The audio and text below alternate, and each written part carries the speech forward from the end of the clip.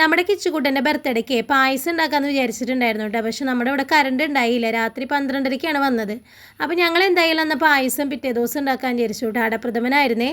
പായസത്തിൻ്റെ പണി ഏകദേശം തീരുമാനമായപ്പോഴേക്കും ഉച്ചയൂണായിട്ടാ. അതേ മീൻകറി, മീൻ വറുത്തതും പിന്നെ പിണ്ടിയും പയറൊക്കെ വെച്ചതുണ്ടായിരുന്നു കേട്ടോ. അങ്ങനെ ഒരു ഉച്ചയുറക്കൊക്കെ കഴിഞ്ഞ് അടുക്കളയ്ക്ക് ചെന്നപ്പോൾ മമ്മി ഇതേ കാര്യമായിട്ടുള്ള പണിയിലാണ് കേട്ടോ. പിടി ഉണ്ടാക്കാനുള്ള പരിപാടിയിലാണ്. പിടി ഉണ്ടെന്നുണ്ടെങ്കിൽ ചിക്കൻ കറി ഇല്ലെങ്കിൽ പിന്നെ ഒരു രസമില്ല. അപ്പം ഞാൻ ദേ ചിക്കൻ വാങ്ങാൻ പോവാണ് കേട്ടോ. പിടി ഉണ്ടാക്കാനേ കുറച്ചധികം പണിയുണ്ട് കേട്ടോ. ഒരു മിനിറ്റ് റെസ്റ്റ് ഇല്ലാതെ ഈ പൊടി ഇങ്ങനെ ഇളക്കിക്കൊണ്ടിരിക്കണം.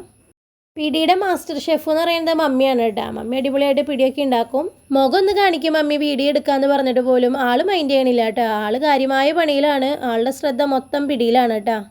പിന്നെ ഒരു 2 മിനിറ്റ് മമ്മിക്ക് വിശ്രമം കൊടുത്ത് ഞാനും അരങ്ങത്തേക്ക് കയറിയിട്ടാ. നമുക്ക് നിന്നിട്ടൊന്നും പരിപാടി ചെയ്യില്ല. ഞാൻ അതും അങ്ങോട്ട് കയറിയിരുന്നു. കുറേ നിർബന്ധിച്ചുകൊണ്ടാണോ എന്നറിയില്ല, ചെറിയൊരു ചിരി പാസ്സാക്കിയിട്ടുണ്ട് കേട്ടോ. പിന്നെ അങ്ങനെ പൊടിയൊക്കെ വറുത്ത് കഴിഞ്ഞാൽ നമ്മുടെ അടുത്ത പരിപാടി എന്ന് വെച്ച് കഴിഞ്ഞാൽ ഈ ഉരുട്ടലാണ് കേട്ടോ.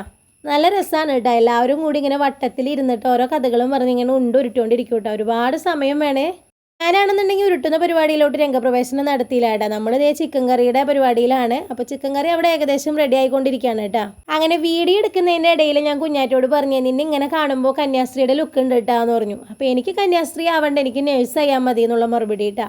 അങ്ങനെ ഒരുപാട് പരിശ്രമത്തിൻ്റെ ഒടുവിൽ നമ്മുടെ ദേ പിടി ഇവിടെ റെഡി ആയിട്ടുണ്ട് കേട്ടോ. പിന്നെ ദേ ചിക്കൻ കറിയും ഏകദേശം ലാസ്റ്റ് പണിപ്പുരയിലാണ്. നമ്മുടെ വീട്ടിലെ പിടി ഉണ്ടാക്കി കഴിഞ്ഞാൽ മുഖം തിരിക്കുന്ന ഒരാളുണ്ട് കേട്ടോ. വേറെ ആരുമല്ല, നമ്മുടെ റിച്ചുവാനാണ് കേട്ടോ. ആൾക്ക് എന്തോ പിടി ഇഷ്ടമല്ല, ബാക്കി എല്ലാ ഫുഡും കഴിച്ചോളൂ കേട്ടോ. അപ്പോൾ പിടി ഉണ്ടാക്കുന്ന ദിവസം നമുക്കൊന്നില്ല എന്നുണ്ടെങ്കിൽ ആൾക്ക് വേണ്ടി ബ്രെഡോ അല്ലെങ്കിൽ ചപ്പാത്തി വാങ്ങണം. ഞാൻ ലാസ്റ്റ് പിടി തിന്നതേ കുഞ്ഞിനെ പ്രഗ്നൻ്റ് ആയിരുന്ന സമയത്താണ് കേട്ടോ. എനിക്ക് തോന്നണത് ഫസ്റ്റ് മന്ത് ആ സമയത്തായിരുന്നു തോന്നണേ. പിടി തിന്നാൻ കൊതി തോന്നിയിട്ട് അങ്ങനെ പിടി തിന്നത് കേട്ടോ. പക്ഷേ അതോടുകൂടി പിടിയെ ഞാൻ വെറുത്തു കേട്ടോ. കാരണം എനിക്ക് അതിൻ്റെ ടേസ്റ്റും കാര്യങ്ങളൊന്നും പറ്റിയില്ല.